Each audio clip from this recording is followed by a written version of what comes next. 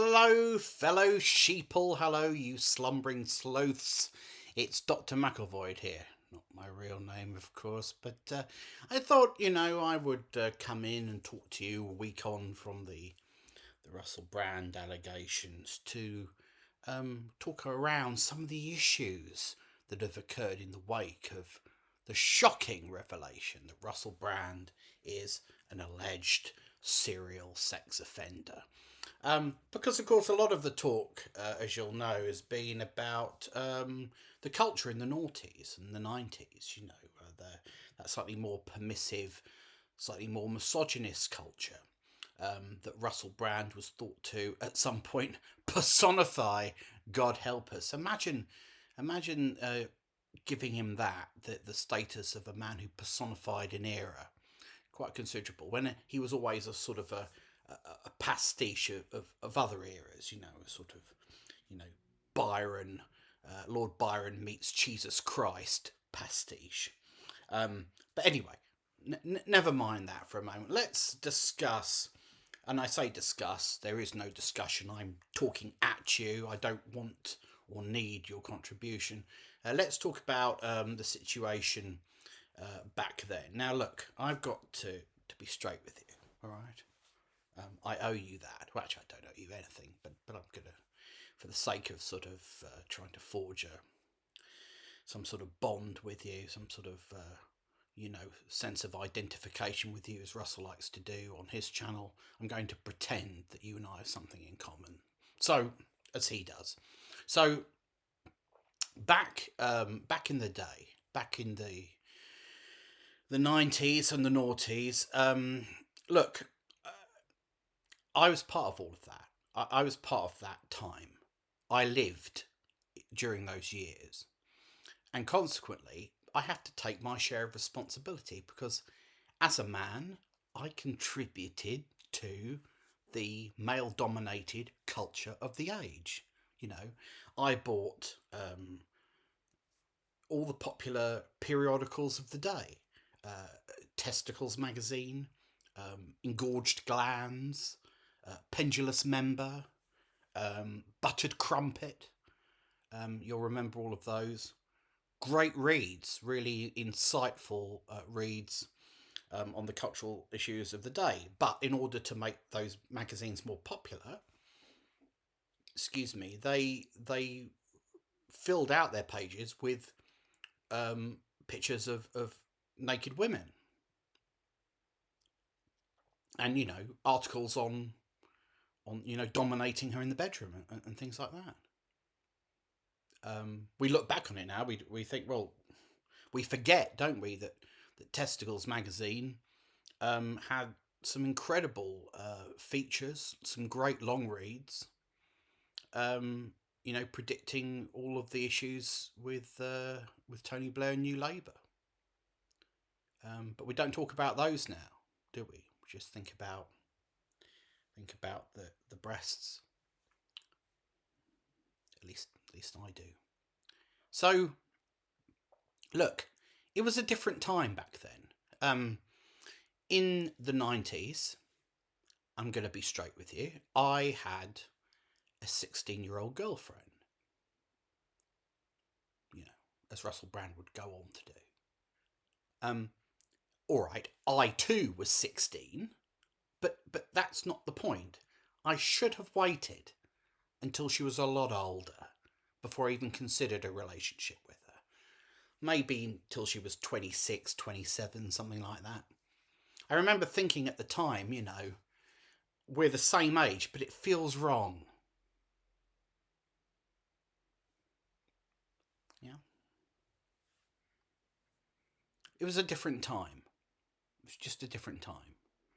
And I look back on it now and I think about the way I treated her, the way I objectified her, and it does give me pause.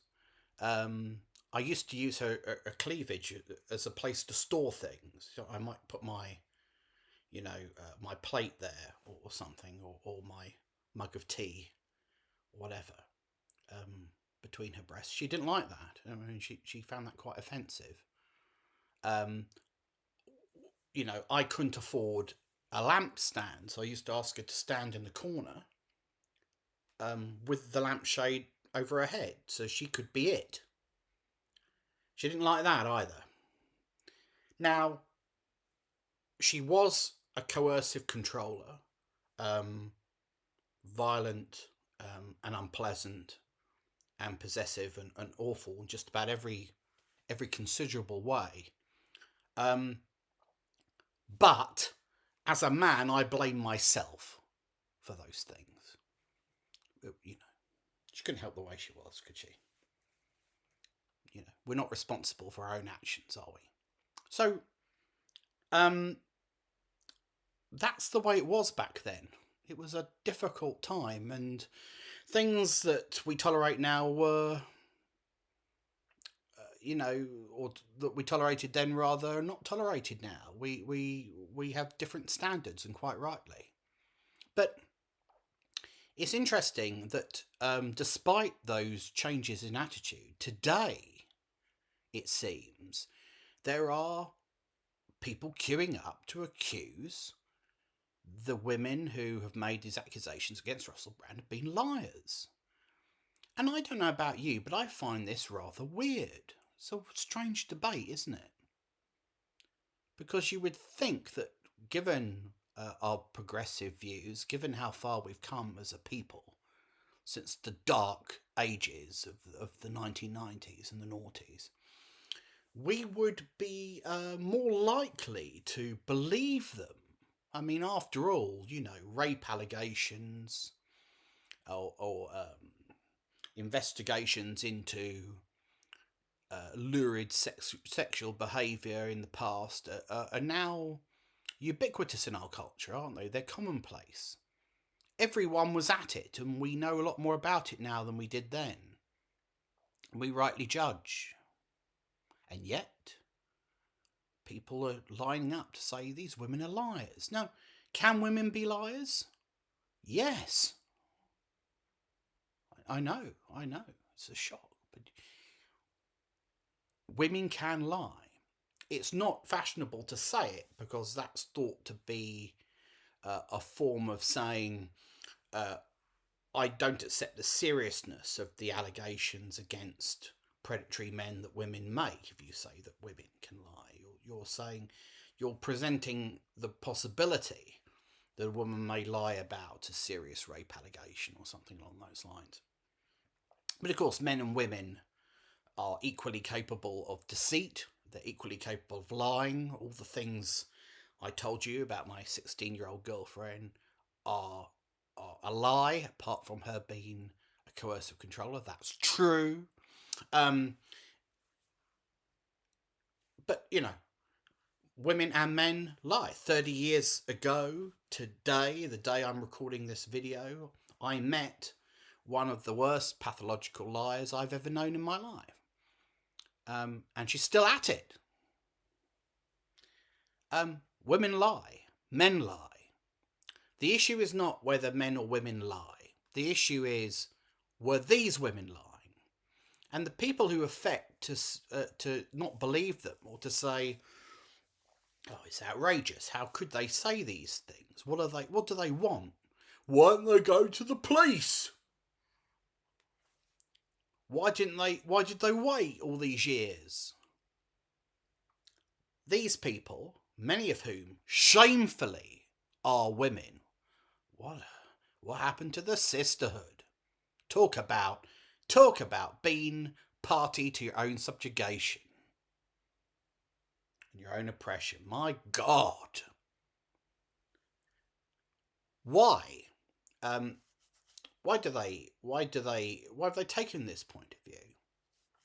Well, maybe because they don't understand how power works. They don't understand the power dynamics in society. They don't understand how celebrity changes the equation. They don't understand how a permissive culture changes the equation. They don't understand how shame changes the equation, or fear changes the equation. I saw a video online recently in which somebody said, Well, they were in the house with him. They must have known he would try to shove his cock down their throat. Now, I'm saying it there in a blokish kind of voice, but unfortunately, this was a woman saying these things.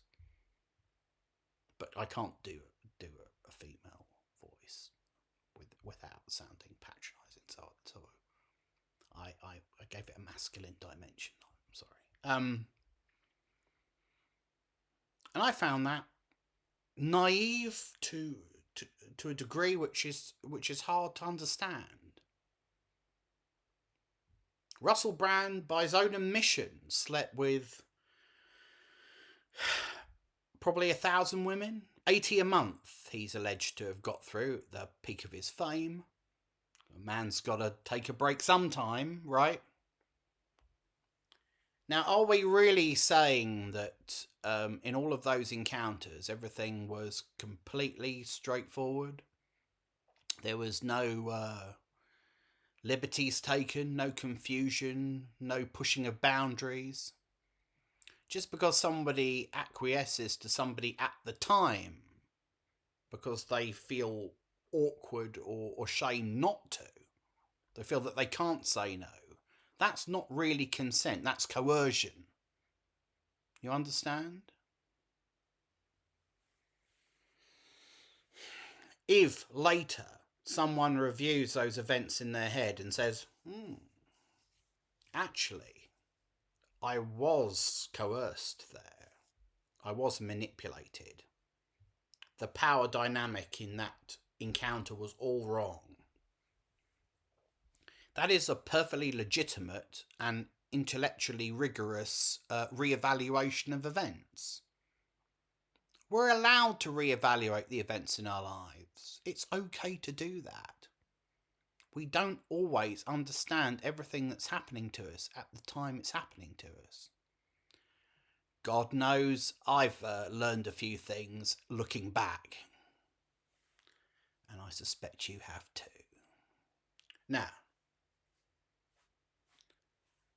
these people who are going online, they're getting behind their false god, the talismanic tackle, the groping Christ. Why? Why? Well, maybe for some people they're really comfortable with the way that power works in our culture because they benefit from it. So they're not incentivized in any way to side against Russell because Russell represents the status quo. Or maybe, as we discussed previously, these people are morons and they don't understand how power works in our culture. They never understood it. And a lot of these YouTubers, if you look at their content and you look at the way they talk about culture, particularly, ideology and the way ideology is mediated through, say, film or television or whatever, you realise they never understood anything about how culture works or functions. So it's not surprising to hear them affect to be blind to reality now.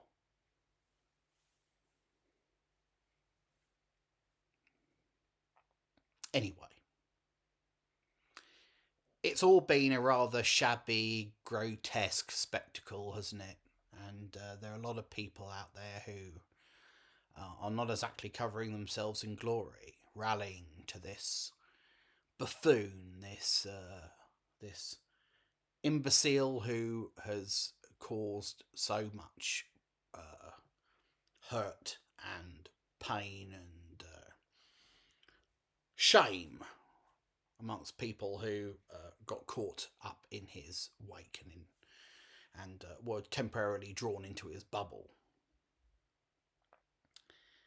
But at the same time, having said all of that, it did get me thinking. I mean, Russell's just come on his channel, and he's clearly now, having set himself up as a wellness guru, as a purveyor of truths, as the guy who's rallying against mainstream media, it, it made me think, he's created a channel full of vacuous, culturally redundant content. And that's what I have. I have a channel in which I say nothing of any value whatsoever. And it's not real media, it's not real content, is it? It's just me talking at you and talking bollocks. And I thought that's what Russell does. I thought Russell's content and my content are the same. They have exactly the same value. I mean, okay, I've only got a handful of subscribers. The right ones, obviously. Love you all. But Russell's got 6.5 million. It's way ahead of the game. He's just asked them all for money. And it made me think, maybe if I become a sexual deviant and I want to go to court, and I want a lot of gullible bastards to fund my legal bill, then I too should be asking for cash. Maybe not even for that, maybe just to see if I could get any. So, I'm going to thank you for watching, and I'm going to say to you, in all sincerity actually, can I have your money please? I'm going to put a PayPal link in the comments in this video, and I'm going to ask you to give me your cash. Whatever you can afford, but, hopefully a little bit more than you can afford. I mean, you can afford, you could afford £1, but, don't insult me. I mean, a tenner, 20 quid would be, I think, reasonable per person. And then I can build up my war chest for any future legal action. But also, I can monetize your stupidity, as Russell Brand is seeking to do. I mean, if you'll believe him, you'll believe anybody, won't you? So, the link's in the description. Give me your cash. Thanks for listening to me talk about Russell Brand. I don't think there'll be any more videos about Russell Brand, but you never know. I mean, if this one takes off, if I get a lot of views on the back of this video, if I successfully, effectively monetize the trauma and distress of other people, and the notoriety of everybody's new favourite sexual deviant, then fuck it. I mean, if it proves to be lucrative, then I'll make many more of these. You'll get a Russell Brand video every 3 days or so, till the well runs dry. So, thanks for listening, sheeple, slumbering sloths. I love you all. Don't know any of you, don't care.